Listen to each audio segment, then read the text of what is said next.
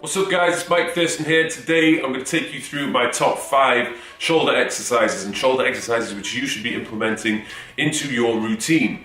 Now, the way I've structured this is I picked one exercise which is going to focus on the front delt, 2 exercises which are going to focus on the mid delt, and another 2 exercises which are going to focus on the rear delt. When it comes to training shoulders, most people should have a pretty developed front delt, okay? And that's because of all the pressing movements which they'll do, particularly when it comes to training chest, whether it's decline, flat, incline, you'll have a pretty decently developed front delt. If you don't, you're probably doing something wrong. So that is why it's my belief, when training shoulders, most people should be paying more of their attention on the mid and rear delt, because that is where most people are weak and underdeveloped. So you can check, if you look in the mirror, look at your shoulder, you'll notice most people, they have this part of the shoulder will kind of be sticking out a little bit, it'll look quite dominant, and then it'll just be flat and smooth here because of the lack of development in the rear delt and mid delt. So, first exercise I would go for is a seated overhead shoulder press with dumbbells.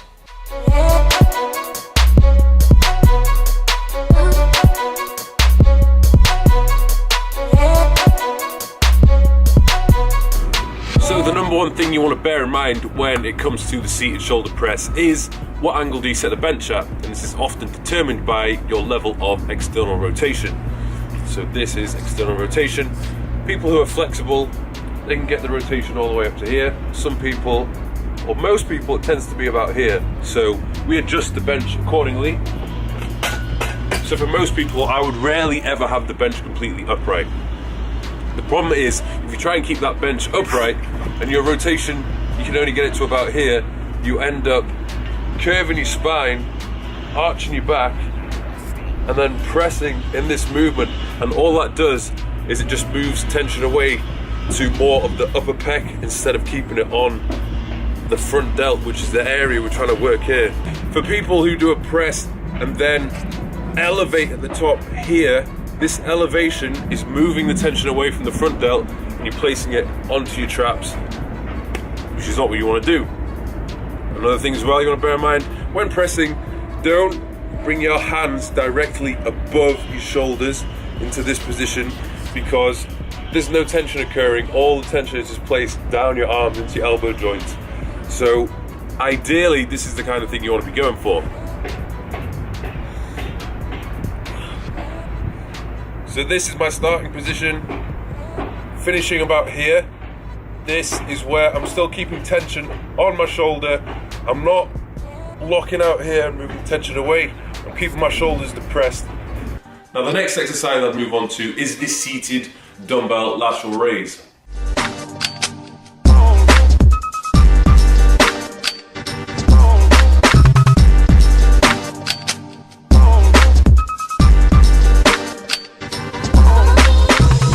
Now when it comes to training the mid delt, we need to make sure that we can place tension on the area which we are trying to target, okay? You gotta think, it's such a small muscle, there's no need to be lifting any crazy weights. Most people who do this are over engaging their traps. I'm not gonna lie, I've made the same mistake in the past as well, just trying to lift too heavy and elevating here just to bring the heavy weights up. And the problem is, if you elevate and over engage in your traps, you reduce how much you can actually shorten the lateral head of the delt.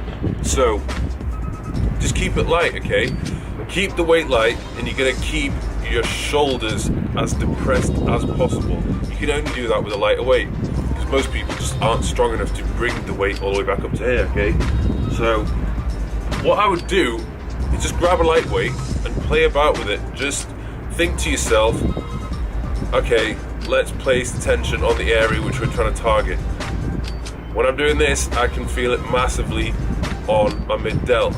For most people, I would only stay within the range which they're comfortable with, okay? So only if you can only bring the weight up to here whilst maintaining tension on the shoulders, that's fine, okay? Start off with that and then build it up to being able to lift it a little bit higher. What I would bear in mind when doing this, you see at this point in the movement when I'm relaxed, you're not doing anything, there's no tension whatsoever. So as you bring the weights down, you should really stop here and then go back into the second repetition or third, whatever, okay? So you're keeping tension constant on the shoulders, especially the mid shoulder, which we're trying to target, throughout the entire set. Another way of keeping tension on the mid portion of the delt is to keep that dumbbell flat, okay? Most people, when they begin to fatigue, they rotate and bring the dumbbell up to about here. If I'm holding the dumbbell in this position, all the tension is back onto my front delt, which is not what I'm trying to target.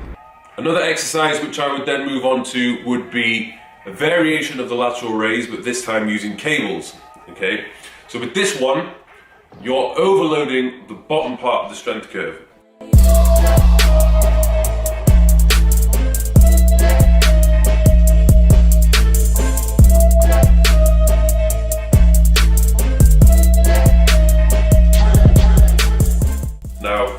When doing a normal dumbbell lateral raise, you'll be weakest here, okay? Where gravity is acting directly down 90 degrees to your arm, okay? So most people, they spend very little time here, and at this point here, they're not really training their delts in the lengthened position.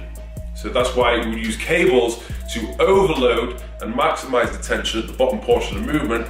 So you're really only working through this range, but you're working the bottom part of the strength curve, which is highly effective, particularly if you want to have an all-around strong delt and a big kind of 3D looking delt. You can do this variation either with a single arm, or you can do it with both arms at the same time. And I would probably vary it from using the close cable crossover and the wider cable crossover. Both are very good. Both are just going to place different forces at different points in the movement, okay? So it's okay to vary from time to time. The next exercise I'd move on to is the chest supported dumbbell rear delt fly.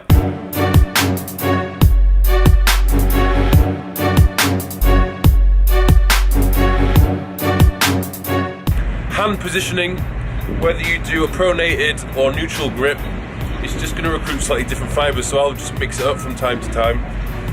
I'll start off with the pronated position. I'm going to depress my shoulders. This is the absolute key. Push the shoulders down and then pull the dumbbells up, okay? So I'm thinking about pushing my shoulders down, but trying to push my hands as far away from my body as possible. You just have to bear in mind, you have to keep your shoulders pushed forward at all times. You'll probably find that maybe every 10 reps, just think, okay, do a little check. Just pause slightly, push down again, reset, and continue, because as you continue throughout, particularly a big set with lots of reps, your shoulders will want to creep backwards a little bit. And I think what's worth doing is maybe just filming yourself or getting someone else to film you so you can see your form, because it's not going to be easy to see what your shoulders are doing from behind with no mirror or anything like that. So record yourself and make sure that there isn't too much retraction occurring. The final exercise I'll move on to is the rear delt fly machine.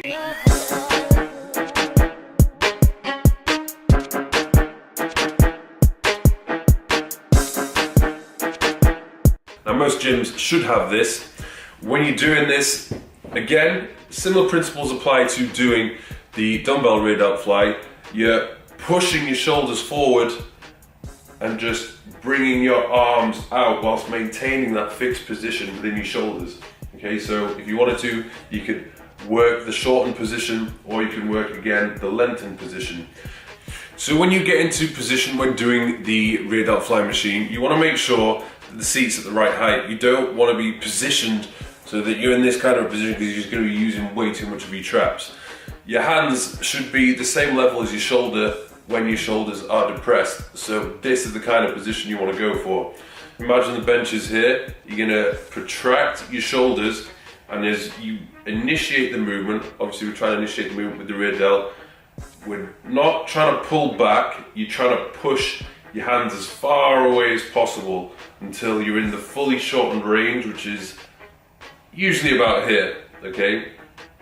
If you try and bring your hands back any further, you're just going to retract your shoulders, take tension away from the rear delt, and it's all in your back. Or you'll end up doing some form of internal rotation, which again is not what we're trying to achieve here. Now you will know if it's working if you start to feel a burn within this area. Okay, if you're doing 15 reps or more and you're not feeling a burn whatsoever, there's something not quite right. So just practice with this one. Obviously we're trying to get stronger, we're trying to build up the muscles, but for most people I would want you to start off with a low weight and just practice with it first until you really get the feel for it before you can then start to really overload the muscle itself. You gotta remember, it's only small. It only can take a little bit of weight. You don't try and, swing back and forwards with no control. It's not gonna help grow your rear delts, which is the whole point of this exercise. So guys, there you go, they're my top 5 exercises. Obviously there's a lot more you can kind of use to build up the shoulders, but from my experience, most people need to be focusing on the mid and rear delt as opposed to the front delt. That's just my personal opinion. When it comes to rep ranges, obviously if we're trying to go for size, you can use a wide range of rep ranges. For the seated overhead press, you can use anywhere from 6 to 12 to try and build some size. But when it comes to the lateral raises, and particularly the rear delt flies, you can go into a much higher rep range. I'm talking 10 reps or higher. You can be doing 25 plus reps, particularly with the rear delt flies, to really pound them, okay? So high reps and a higher number of sets. And I wouldn't personally go to the gym and focus on training just shoulders. I would probably look to try and hit them at least twice per week, particularly if it's a lagging body part, but I would combine it with another muscle group at the same time.